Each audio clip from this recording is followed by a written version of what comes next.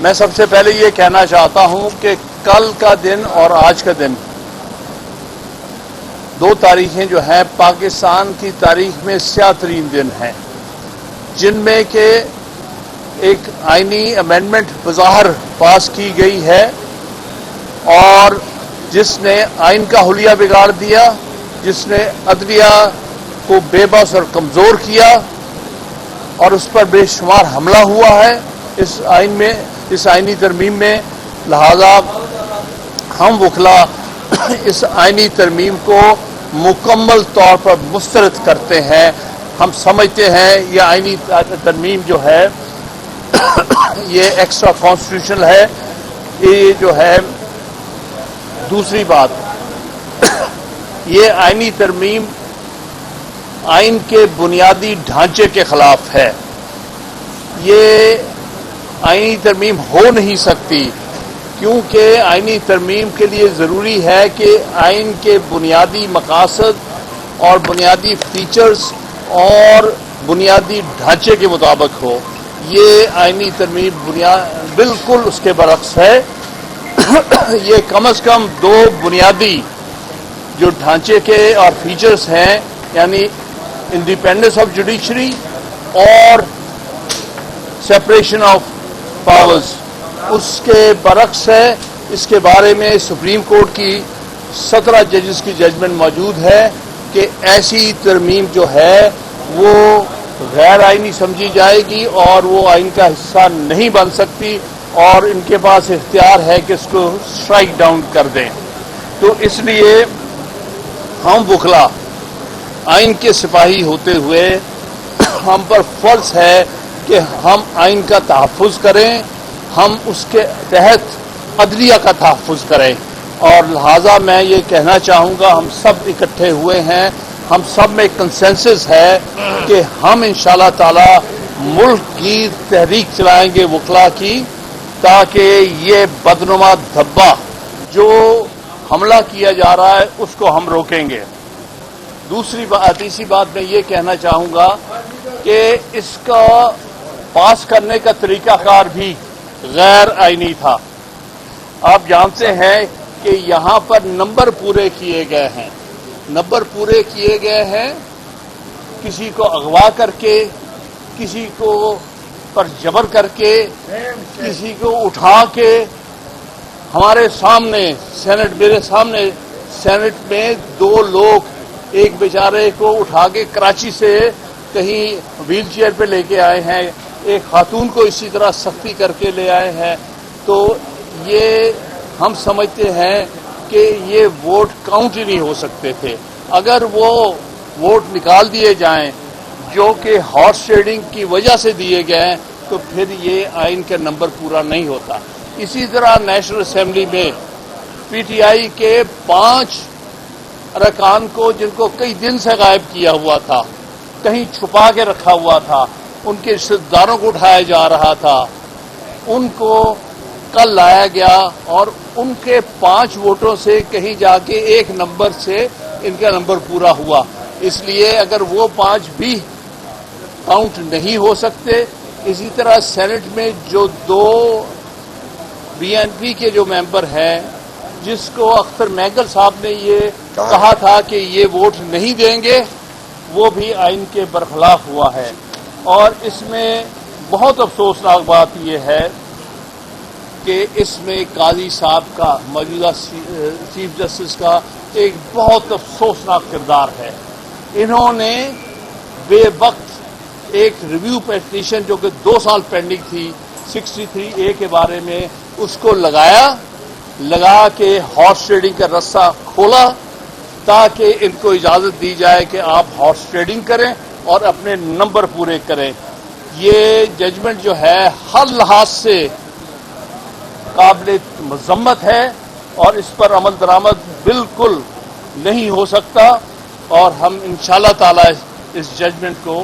Challenge کریں گے ہر طرح سے۔ اور دوسری بات یہ ہے کہ ہم کسی صورت بھی آئین پر اور عدلیہ پر یہ حملہ برداشت نہیں کریں گے۔ ہم یہ بھی اپیل کریں گے آپ سارے وکلاء سے 25 تاریخ کو موصوف یہاں سے رخصت ہو رہے ہیں، وہ دن میں سمجھتا ہوں پاکستان میں وکلا یوم نجات کے طور پر منائیں گے انشاءاللہ تعالی، کیونکہ آئین پر سب سے بڑا حملہ اور عدلیہ پر سب سے بڑا حملہ ساری تاریخ میں جو ہوا ہے وہ ان کی صدارت میں اور ان کے شمولیت سے ہوا ہے۔ اگر یہ رستے نہ دکھاتے ان کو تو یہ نہیں ہو سکتا تھا، لہذا میں یوم نجات کے لیے سارے پاکستان میں وکلا سے ہم سب مل کے، ہمارا کنسنسس ہے، اپیل کریں گے۔ اگلی بات جو میں کہنا چاہتا ہوں،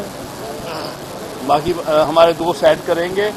کہ ہم ایک نیشنل ایکشن کمیٹی بنا رہے ہیں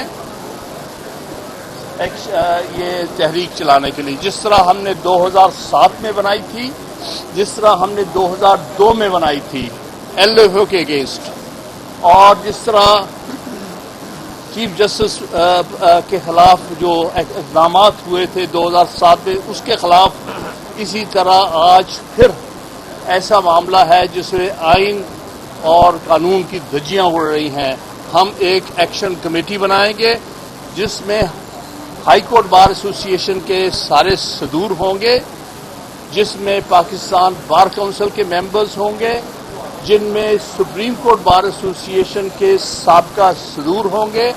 جس میں اور بار کونسل، ساری بار کونسلز کے نمائندے ہوں گے صوبائی بار کونسلز کے،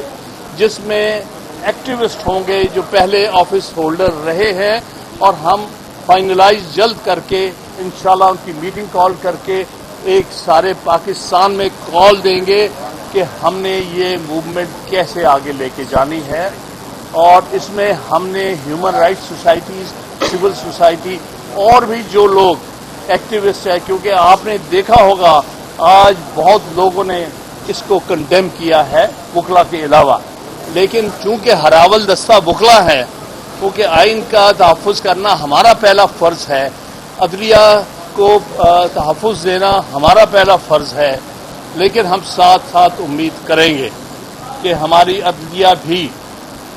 اگر وہ اس وقت آئین کے لیے، اپنی حفاظت کے لیے، اپنے آپ کو ڈیفینڈ کرنے کے لیے نہیں کھڑے ہوں گے تو ان کے نتائج سب سے زیادہ انہیں بھگتنے پڑیں گے۔ لہذا میں ایکسپیکٹ کرتا ہوں کہ 25 تاریخ کو اس شخص کے جانے کے بعد کوئی انشاءاللہ تعالی عدلیہ اپنے تحفظ کے لیے کام کرے گی۔ ایک بات اور آخر میں کروں گا کہ ہم سب وکلا بلیو کرتے ہیں سینیورٹی پرنسپل پر، ہم نہیں مانیں گے اگر کسی اور کو جو سینیورٹی پر پورا نہیں اترتا اگر چیف جسٹس بنایا گیا۔ 26 اکتوبر کو صرف اور صرف منصور علی شاہ جو کہ سب سے سینئر جج ہے اس کو چیف جسٹس وکلا برادری مانے گی، ہم کسی اور کو نہیں، جو آؤٹ آف ٹرن جس کو چیف جسٹس لگایا گیا۔ اس پر ہمارا پہلے بھی جب سجاد علی شاہ کو بنایا گیا تھا ساسو جان صاحب کو اگنور کر کے، تب سے ہم نے تب بھی موومنٹ چلائی تھی اور ہم کامیاب ہوئے تھے، اور سن 1998 میں اسد علی کیس میں ججمنٹ حاصل کی تھی جس میں کہا تھا یہ ہر صورت سینئر جج آئین کے لیے، آئین کے تحفظ کے لیے ضروری ہے کہ chief justice of Pakistan senior most جج ہونا چاہیے۔ میں ان الفاظ کے ساتھ آپ کا شکریہ ادا کروں گا، اور آپ سب دوسرے دوست جو ہے وہ آپ کو اس کے بارے میں بسم اللہ الرحمن الرحیم۔ رئیس امروہی سے معذرت کے ساتھ عدلیہ اور آئین کا جنازہ ہے، ذرا دھوم سے نکلے۔ تو دیکھیے جو کل ہوا ہے، کسی نے میسج بھیجا کہ یہ اس کا جنازہ ہے آپ کے آئین اور عدلیہ کا، آپ اس کو دفن کریں اپنے ہری کتاب کو اور اس پہ فاتحہ پڑھیں، لیکن انشاءاللہ ہم اس کو نہیں ہونے دیں گے اس طرح سے۔ ہم فاتحہ، ہم جنازہ بھی نہیں اٹھائیں گے اور فاتحہ بھی نہیں پڑھیں گے انشاءاللہ، اور ہم پوری جد و جہد کے ساتھ اس آئین کو اپنی اصل حالت میں بحال کریں گے۔ دیکھیے ہماری عدالتوں میں سب سے زیادہ کون جس کے خلاف ریٹ پٹیشنز ہوتی ہیں، کانسٹیٹیوشنل پٹیشنز ہوتی ہے حکومت کے خلاف، اب وہی ان کو اس ترمیم کے اندر انہی حکومتی ارکان کو دے دی گئی ہے کہ وہ کون سی کانسٹیٹیوشنل بینچز بنائیں، اس کے ججز کون ہوں گے، اس کے سربراہ کون ہوں گے، ایون جوڈیشل کمیشن میں اپنی میجورٹی کر دی انہوں نے اس سے۔ تو آپ سمجھ جائیں کس طرح کے ججز اس میں اپوائنٹ ہوں گے اور کس طرح کے فیصلے آئیں گے. ہائی کورٹس کو دیکھیے، بالکل ہائی کورٹس کا تباہ کر دیا. ہائی کورٹ میں سب سے زیادہ ریٹ پٹیشنز فائل ہوتی ہیں اور اس کے اندر آپ کا ان کا بھی کانسٹیٹیوشنل بینچ بنے گی اور اس کے اندر پھر اس فیصلے ہوں گے جس کی اپیلیں یہاں ہوں گی. تو یہ کیا آپ بتائیں کہاں سے ہم انصاف ملے گا ہم لوگوں کو؟ یہ